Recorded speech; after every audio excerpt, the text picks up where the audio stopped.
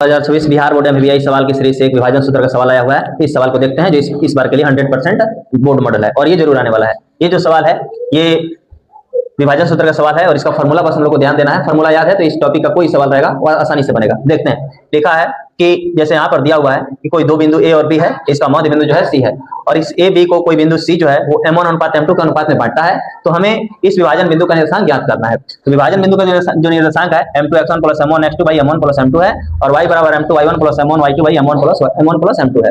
क्योंकि ये m1 और m2 के अनुपात में बांट रहा है इसलिए m1 m2 के रूप में लिखा गया है। अगर यदि m और n के अनुपात में बांटता तो मैं इसको m और n के अनुपात में ही लिखता। तो इस सवाल को बनाने के लिए एक एग्जांपल के तौर पे सवाल लेकर के आए हैं, इसको ध्यान से देखते हैं और इसी टाइप के दूसरे सवालों को बनाने का आप लोग प्रयास करेंगे। इस सवाल को बताते हैं और आसानी से समझ में आती है तो वीडियो को लाइक कीजिए, चैनल को सब्सक्राइब कीजिए और बेल आइकन को दबाना ना भूलिए। तो देखते हैं, सबसे पहले हम इसमें क्या करेंगे, x1 x2 को क्लियर करेंगे। अगर x1 x2 क्लियर हो जाता है फिर फार्मूला पे सेट करेंगे और हमारा आंसर आसानी से आएगा। ये जो है x1 का मान है और ये y1 का मान है, ये x2 का मान है और ये y2 का मान है, ये m1 का मान है और ये m2 का मान है। अब इस मान को इसमें बस आपको रख देना है फार्मूला पे और आपका आंसर आसानी से आ जाएगा। तो हम रखेंगे पहले x वाले वैल्यू पे, लिखेंगे x बराबर लिखा है m2x1, m2 का वैल्यू 2 है और x1 का वैल्यू 10 है, तो 2 × 10, फिर ये प्लस लिखना होगा, फिर ये m1 का वैल्यू 4 लिखना होगा और m1 के बाद जो है x2 का वैल्यू लिखना होगा 5 और बटा में लिखना होगा m1 + m2 यानी कि 4 + 2।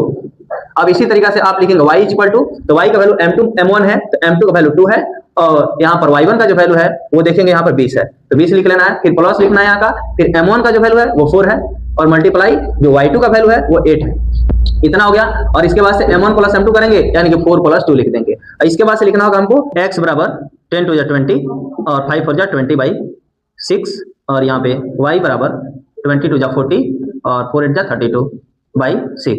यहाँ पे क्या हो जाएगा 20 20 40/6 और यहाँ पे हो जाएगा कितना, यहाँ पे हो जाएगा 72/6। आप चाहें तो इसको कटा सकते हैं और कटा करके लिख सकते हैं और इतना पे भी लिख सकते हैं। यही आपका आंसर आता है। तो आई होप कि आपको वीडियो समझ में आई होगी और इस वीडियो के माध्यम से आप 7.2 को बनाने का प्रयास कीजिए और इस एक्सरसाइज से एकदम एक 5 नंबर का सवाल आने वाला है, तो उन सवालों की सीरीज से प्रत्येक सवाल को देखने का प्रयास कीजिए। आई होप कि आपका इस बार बेटर नंबर आएगा। जय हिंद, जय भारत।